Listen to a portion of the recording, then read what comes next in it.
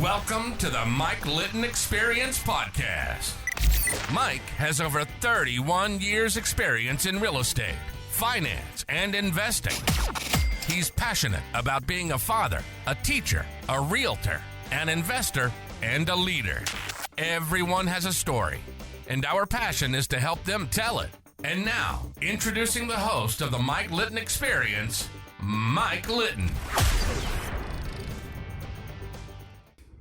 So what can you expect from the Mike Litton Experience? You can expect stories that will inspire, motivate, advice that will sharpen your focus, and expert information on real estate, finance, and market conditions. The reason they agreed to that amount, I was so dumb still. I mean, you learn every day. I was just happy to do a job really well and execute it and say, look, I did it for you. Right. I had no idea that all those accounts were what they call their litigation queue, their loss recovery queue. They were already constituted on their books as lost. Right. They weren't taking a chance. They had already done the economics of it and determined this equipment still had worth. If Eric can get it, then pay him. Right. And they already written it off is what you're saying. So for tax purposes, it was already gone. It right? was gone. Whatever you recovered was a bonus. And I probably recovered 90% of it, Mike. That's awesome. And so after that, and they paid me well enough to do it and gave me enough volume where I could be in these areas concentrated, because equipment's on the road all the time and you can't be somewhere all the time. And it's a tough deal. But anyway, so that ran through that. The bottom dropped out, at least on the A+ paper, getting up there, or the A paper, B+ paper, that dried up. So for lenders like at that time, PACCAR, who owns Peterbilt, MHC, a huge Kenworth portfolio, GE, Daimler Truck Financial, Freightliner, unless you were like top tier, they stopped writing loans. Yeah. And I remember that. And so there was nothing left to repossess. Right. And I'm like, all right, now what the hell do I do? And by then, though, I mean, I could mess around because I don't remember how many we had bought by then, but we had several rent houses by then. But really, that was my wife's template at that time. And she would purchase them. She had her own designated crew that only worked for her. We'd kind of buy these distressed homes for cash that other people would kind of walk away from. We knew what we wanted to put into them, and we'd rent them. And so that was going on. And then I'm like, but man, I got to be viable. I'm a man. I'm used to running and gunning. So I started looking into oil field stuff. And then this non-destructive testing, like imagine you're surveying welds and seeing if they're adequate and stuff in like refineries or on offshore rigs and different things. Then I found out about this another niche thing called rope access non-destructive testing. So at my own dime, I go to rope access school and I pass, do well. And there was this old guy who was cadre, or one of the instructors. The moment I completed that course, he's like, hey, Eric, we want to hire you. I'm like, you do? And he's like, yeah. And this was a company called Real Group out of Aberdeen, Scotland.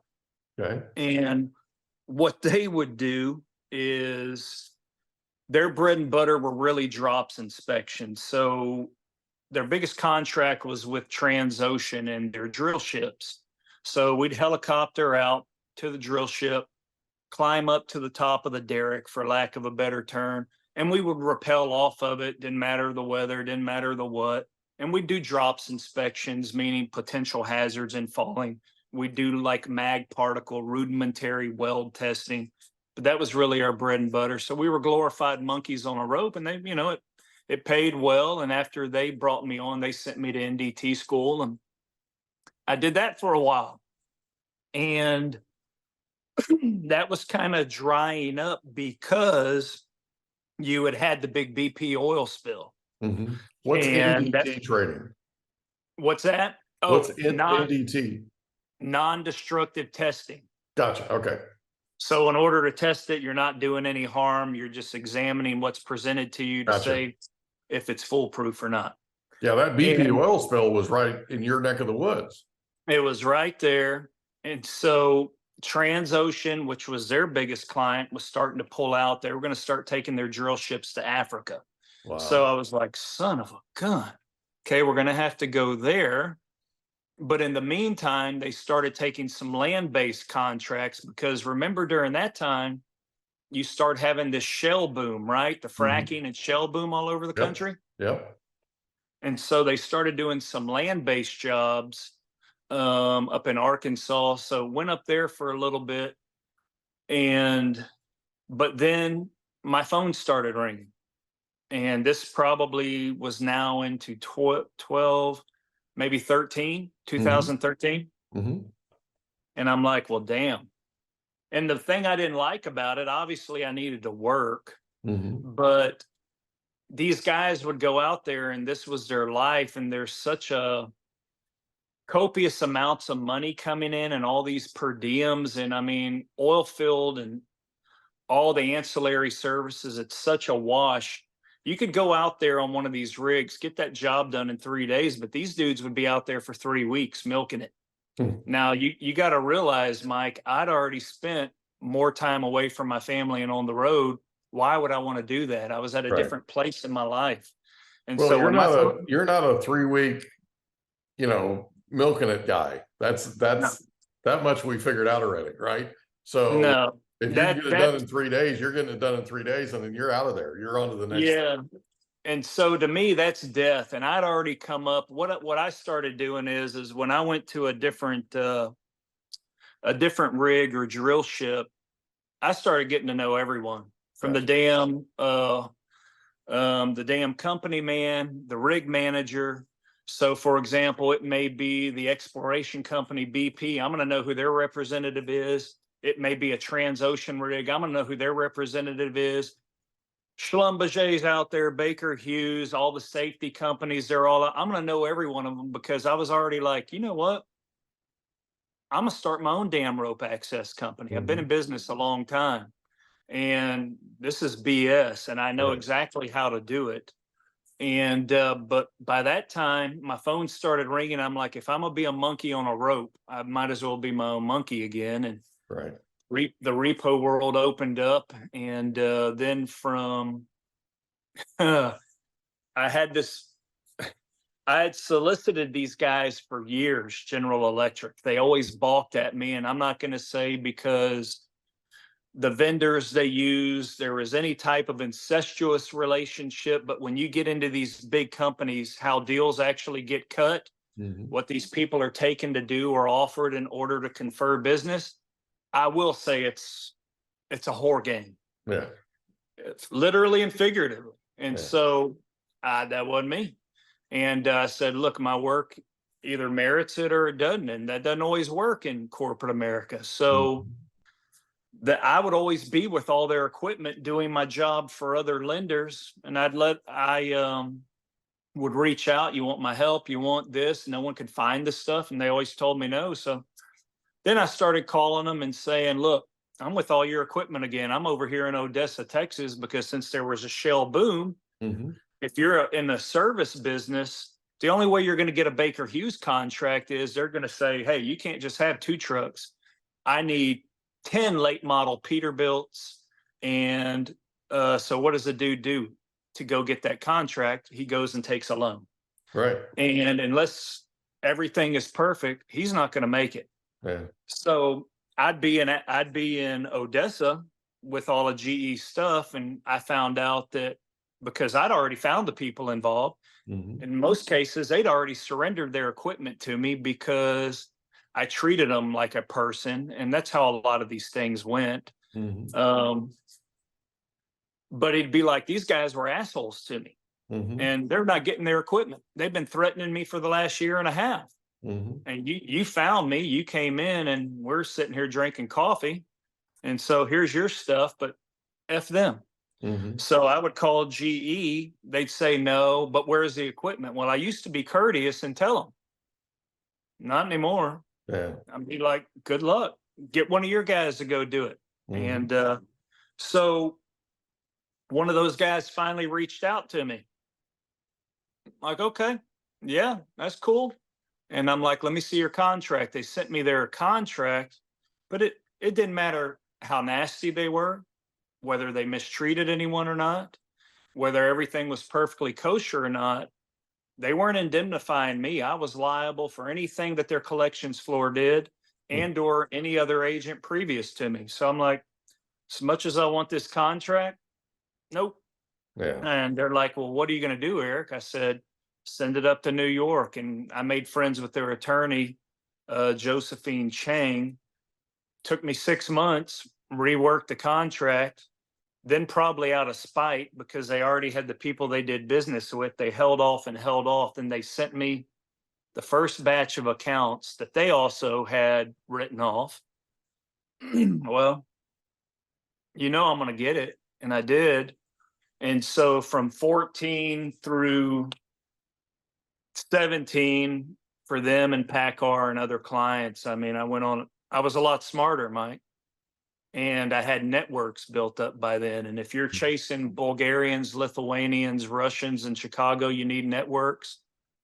If I'm sent to Otay Mesa and I'm sent to Chula Vista, south of you, you need networks. And if I'm sent further up your state on the 99 and I've got to work everywhere from Bakersfield to Yuba City, you need networks. And so like if you're from Punjab and you're Indian and you're hauling all the produce that feeds America coming out of California, no one could touch any of those groups except me. And so they gave me carte blanche. And I mean, just in your state alone, I cleaned that entire state up so GE could facilitate sale to Bank of Montreal, BMO Harris Bank. Gotcha. And so that was one hellified run. And but yeah, the work's been amazing. I mean, I've dealt with every cartel character you can imagine. Caught serial killers where the Marshal Service can't catch them, not physically, but told him he's right here because I was just with him the night before. And this was a guy who used his truck to pick up women and going back south where I talked about. I'm not going to give you the specifics because he's still in the hokey on death row. And he told me he was going to kill me too. I said, I'm a lot different than a woman. You can jump anytime. But really, really bad dudes. So many businesses, illegitimate, but they needed legitimate businesses to make it work in the banking system. Yeah.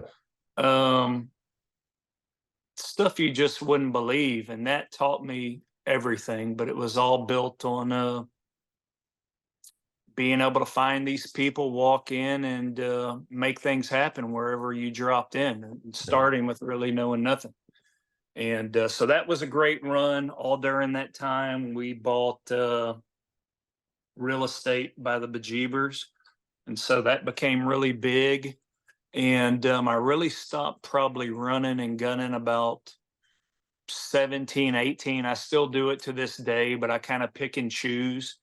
I have a couple of clients where I am their internal adjuster and they give me a lot of latitude. But for the past few years, I mean, I enjoyed going around the country with our daughter, who was great at volleyball. And she ended up going to college to play volleyball, but hurt her knee.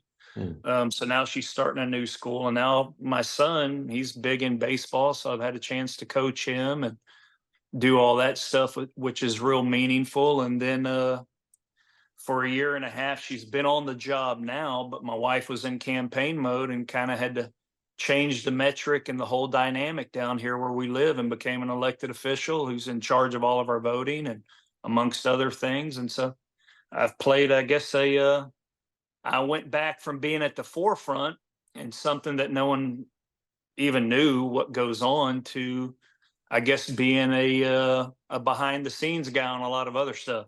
Yeah. So and that comes to today. So she gets elected.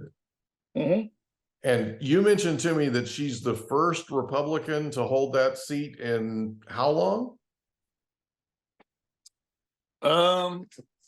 Man, Was it 22 years? About 20 years. And Wow. Jefferson County was a predominantly Democratic county. And, but there was so much fervor and excitement for her. And she has an amazing story. I mean, I told you we met first day in college, Mm-hmm. but you've got to realize that half her family is still in Mexico. Yeah. That's her mom's side. So before she ever made it to college, up into her teen years, she grew up as a migrant farmer. Gotcha. So grandpa would load them up, and some of that family would go to Wauchula, Florida and pick citrus, Mm-hmm. or some of that family would go back and forth to Minnesota every year and hoe sugar beets and apples and all that kind of stuff. And I'm talking while they're spraying the glyphosate, the rain and the this and that. I mean, they'd be out there and they'd take trash bags, wrap themselves up until when they started baking because they were so cold at the beginning of the day. Mm-hmm. And doing all that stuff. And so she has a really unique story. Of course, has run hospitals, has a master's degree, helped run my business, our real estate stuff. And so when she jumped into that race after some groups had approached her, I mean, she just gave it a whole different dimension. And of course, you have to get out and connect to your constituents or potential Sure. constituents, voters. Yeah. Retail politics. And what have I done all these years? I've made a living on the streets, right? Mm-hmm. And if I need to go in and understand you and have a relationship with you and tell you about someone or something, that's something I'm real effective at. And when it comes to strategic signage and how things need to be, there was no way she was going to lose. Yeah. So she turned that Apple Card over, and that created a red wave down here. Everyone on that ticket with her, other than one Republican, won. That's awesome. So tell us about the podcast. How did that come about? Man, that's crazy. Here, we need another dip for that because my show's for men. Mike's listeners, he may have women on there, but since my show's for men, and I talk about Black Buffalo all the time, we're just going to go ahead and indulge. Right. The way it came about was,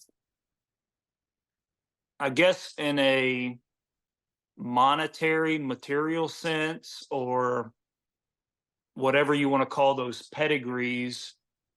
Now, it wasn't something that was given to us. I mean, I gave you the tip of the iceberg of some of the work involved. It was never easy, but I guess we had achieved worldly success. We were pretty content with where we were.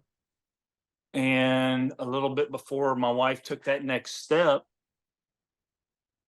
she came to me and she's like, Eric, we have everything, but I want us to be closer and I want us to know each other better. And I was like, what in the hell does this mean? And I'm like, don't we already know each other? Mm-hmm. I mean, we spent our whole lives together. We've worked for ourselves. We've done all this. And she's like, no, there's more, and I don't want to miss out on it. And man, that created a lot of push and shove because I'm like, you're telling me I'm deficient, right? Mm. I haven't made the cut when I've spent all this time of my life trying to prove that I am worthy. I can make the cut. I can do better than that. And that created a whole process, and whereby I had to look in. I had to look in at myself. Certainly had to be looking over my shoulder at my spouse in ways I had never before. In fact, I didn't even know about it. Mm-hmm. And I had to look up too, because we're talking some.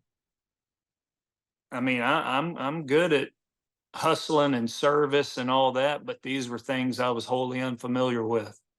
And so marriage is a covenant. I think it's godly ordained. It's no different than what God made with his chosen people, if you believe that way, Israel or not.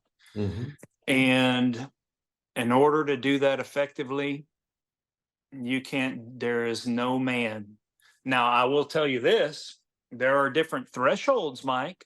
You can decide you want to be a marathon runner, and you may get up to where you're running, I don't know, 10, 12 miles 3 to 4 times a week. Maybe once a week you do a really long run. But do you think you're ever going to be a Kenyan marathoner and run 4-minute miles over 26.2 or 3 over a 26.2 or 3 mile race? So what I'm saying is everyone's own needs or wants are different, and everyone's thresholds are different. And so I'm just going to simply say, I believe I have a high threshold. I believe my wife has a high threshold. And I went to work to find out what all this means. And in the course of finding out about all that, I learned a lot, learned about a lot of things I could have done different, more efficient, more better, why I chose to do them that way. What is it all the way back from my childhood that had harangued me? And you've heard me echo these things in here. Yeah. And honestly, for her too. And I'm like, you know what? I've done all these things. And I think that I'd kind of lost my voice. And I'm like, this needs to be talked about. I mean, you hear about all this machismo bullshit and this and that on all these YouTubes and a lot of podcasts, and that's great. We've got some badass operators that are doing podcasts, meaning military operators, but how's their family life? Yeah. I believe it is so easy, or choose me any CEO that has an enormous amount of responsibility, who's doing a fantastic job. How are his kids and family life? Yeah. There is no such thing as balance, No. only communication and some type of understanding. Well, there's buy-in. Because there's buy-in, right? Yeah, that's because if Because you put some, yeah, I mean, you've got to sit down with the people that are important in your life. And with you, it's your spouse. Okay. I sat down with my spouse and my kids, and I just basically said, look, this is what I believe we need to do next. And here's why. And here's what we're looking to accomplish, right? And what that does is when your life gets out of balance, the kids know, oh, dad's not neglecting us. He's out building our future. Dad's not doing something that he'd rather do than be with us. He's actually out paying the price. Dad's out investing. You with me? Oh yeah. And your wife is on the same deal, because there are dinners that you're not going to make. There are times that you're not necessarily going to be able to be where you're supposed to be. Yeah. And if you have buy-in from the people that are important in your life, okay, again, like you said, it's communication, right? Yep. Once you have that communication down, and once you have buy-in from everybody, then you can go forward and you can live in a not so balanced life, and still everybody's happy. There's less in the way of resentment. There's less in the way of discord. You know what I mean? So tell me what your favorite thing is about what's your podcast called, by the way? Well, hey, real quick on that, you hit that nail right on the head, Mike, because we already had that buy-in. We had a vision, and probably what led to that fork in the road for my wife and I was that had been completed in its entirety. And now it was time for a new vision. Yeah. And we hadn't figured that out yet. Yeah. So that was the genesis of the podcast. So what's during all that it's called the Comfortable in Chaos podcast. Comfortable in Chaos with Eric Hellberg. And so I debunk a lot of the worldly stuff of success and masculinity. I think any man that has any modicum of fire in the belly can go be great at just about anything unless I'm not going to go be Manute Bol and play for the 76ers. We know that. But I can, I've proven that I can take just about anything, apply myself to it, and go make it work. But what does it take to do that? And I am just saying that there are some different things you can consider along the way based upon what it is that you and your loved ones truly want. Yeah. And that is a recipe that only you two can create. And so I talk about all that. I mix in some war stories. I mix in repost stories. I talk about marriage. I talk about being a dad. And I do little eclectic things in history because I believe a man would rather live out his relationship with his spouse and his kids instead of sitting talking about it all the time. Yeah. To a man, that is anathema, and it's like, no, you don't want to do that. And so I just talk about all those things, and I put an eclectic mix of history and things that people really don't hear about, and we'll charge it with a little bit of politics, or it takes on, it depends what comes to my mind. And then I unwrap it. That's cool. Yeah. I truly believe that anybody can succeed at anything if they want it bad enough, right? Oh yeah. You just got to want it bad enough, and you got to get the buy-in from the people around you. I totally agree. Listen, 100%. Eric, really, really appreciate you being our guest on the Mike Litton Experience. This has been a lot of fun. I've really enjoyed getting to know you, and obviously through connection, your wife. And I'm super excited about your podcast and super excited about where you're headed. And I'm looking forward to us being together again. And thank you again for doing this, man. I really, really appreciate you. Well, Mike, you're super hospitable, and I know you're a mover and shaker over there, and you're involved in a lot of stuff. So I appreciate you taking the time and allowing me to come on your show. I enjoyed it as well. It was fun, buddy. Thanks again. All right. Thank you, Mike. Appreciate you. We hope you enjoyed another episode of the Mike Litton Experience. If you did, do us a favor, smash that subscribe button, tell your friends, family, and coworkers about our program, and wherever you get your podcasts, please leave us a rating. It helps us to connect with quality people just like you. And that's a wrap. Another episode of the Mike Litton Experience in the books. Reach out to Mike on Instagram at Litton Realty. Want to meet with Mike? Check out calendly.com/Rio760.